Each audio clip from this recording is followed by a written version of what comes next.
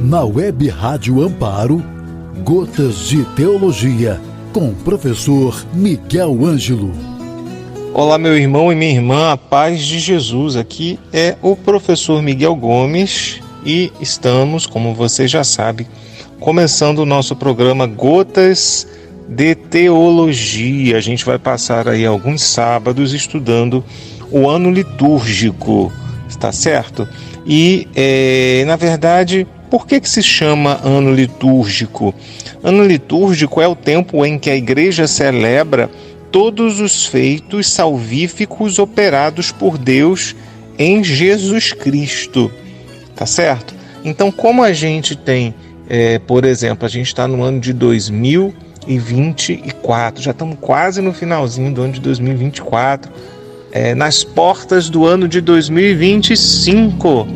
E aí, quando a gente ouve falar sobre isso, sobre este ciclo de 12 meses, de 365 dias, quando é bissexto, tem uma mudançazinha, não é? Mas a gente tem aí um intervalo de tempo de forma regular e aí vai alternando, vai sendo modificado aí a forma de contar este ciclo. No caso, a gente está falando aí do ano civil, né? O ano aí que a gente tem janeiro, fevereiro, março, abril, e aí vai até dezembro, depois volta de novo janeiro, fevereiro, e nessas transições cíclicas a gente também costuma contar a mudança do ano, tá certo?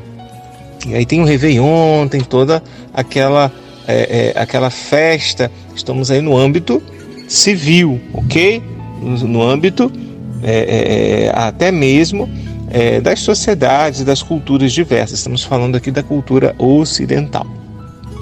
E aí a gente tem também um outro exemplo, as escolas. As escolas também têm um ano letivo. Você se lembra de quando você estudou, mesmo se você de repente já está há muito tempo que não está afastado, né, da escola, ou você tem aí algum filho, algum sobrinho, ou você talvez esteja até vivendo isso, né? Você jovem, você adolescente, escutando o programa aqui na nossa amada Rádio Amparo.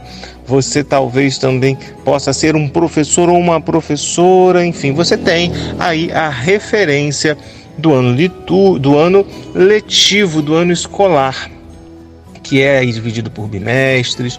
Tem escolas que até já começam a se organizar dividindo por trimestres, ciclos de tempos de aprendizagem, e aí tem as avaliações, e aí a gente está também terminando o ano letivo. Tem a prova final, tem aí a recuperação, tem aí um monte de instrumentos que vão marcando este encerramento do ano letivo. Pois é, quando a gente está vivendo a vida da igreja, quem que é o centro da vida da igreja? É Jesus.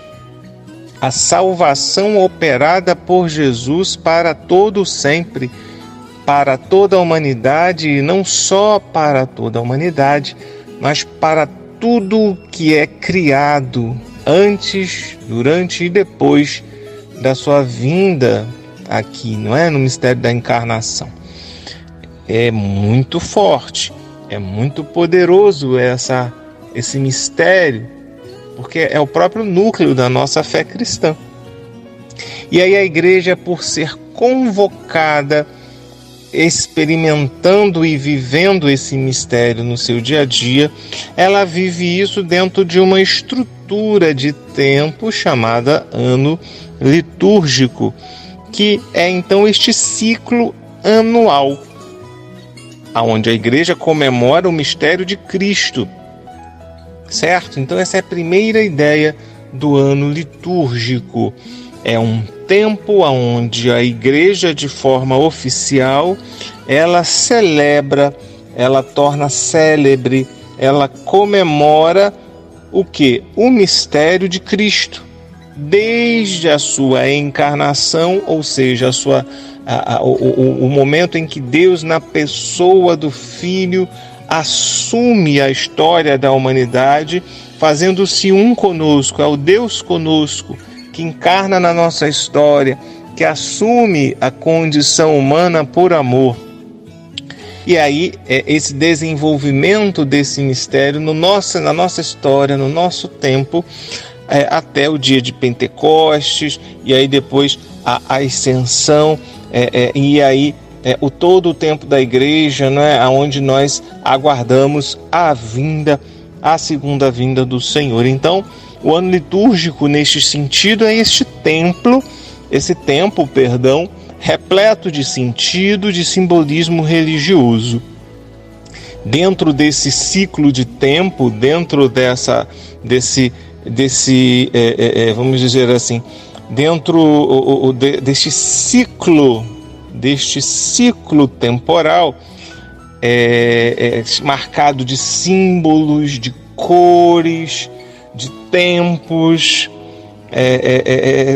a base, o núcleo de tudo isso é a Páscoa de nosso Senhor Jesus Cristo, o mistério da sua entrega, da sua paixão, da sua morte, da sua ressurreição, que ao ser celebrada constantemente na vida da igreja, na força do Espírito, para a glória de Deus Pai, vai iluminando a própria vida de Jesus, os seus feitos, suas falas, vai alimentando a vida da comunidade com tudo aquilo que diz respeito ao próprio Jesus. Muito bonito isso, não é? Porque isso marca solenemente o ingresso definitivo de Deus na história humana. Nós não estamos falando aqui de uma história da carochinha, nós estamos falando aqui de coisas simplesmente bonitas, não é? De coisas que apenas possam nos arrepiar, nos emocionar, embora isso tudo também toque essa dimensão da nossa vida, nos emocione. Ela toca as nossas emoções, ela mexe também com os nossos sentimentos, e que bom que seja assim. Mas não estamos falando apenas de algo que se limita a isso. É muito mais profundo e mais poderoso e mais forte do que simplesmente algo que toca na nossa emoção. Porque toca não apenas na nossa emoção, mas em toda a nossa existência, em toda a nossa vida. Portanto, o ano litúrgico, este momento de Deus no tempo, é o Kairos, né? Kairos é o tempo da graça, é aquele céu que se abre divino dentro da realidade do mundo criado. Portanto, o mistério da liturgia, o mistério do próprio inclinar-se de Deus sobre cada um de nós, na pessoa de Jesus, na força do Espírito Santo, no tempo da igreja. Este tempo aqui entendido como tempo favorável, como a gente vai encontrar lá na segunda carta de Coríntios, capítulo 2, versículo 2, ou em Isaías 49, 8. Eis o tempo da graça e da salvação. É o pensamento bíblico presente aí nesse trechinho que a gente acabou de falar. Portanto, as celebrações do ano litúrgico, elas não olham só para o passado, comemorando feitos do passado.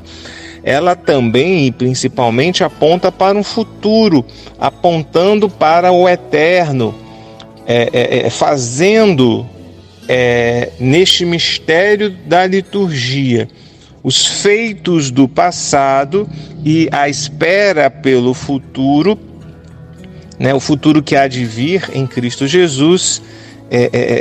Tudo isso é vivido neste presente, nesse hoje de Deus, no sacramento da liturgia. Dá uma olhadinha aí no Salmo 2, versículo 7, Salmo 94, 95, Lucas 4, versículo 21, 23, 43. A gente vai ver aí nessas passagens uma ênfase nessa dimensão, e aí tem uma palavrinha teológica chamada escatologia, dimensão escatológica do ano litúrgico. O que é isso? Escatologia é quando a gente estuda as coisas finais, né?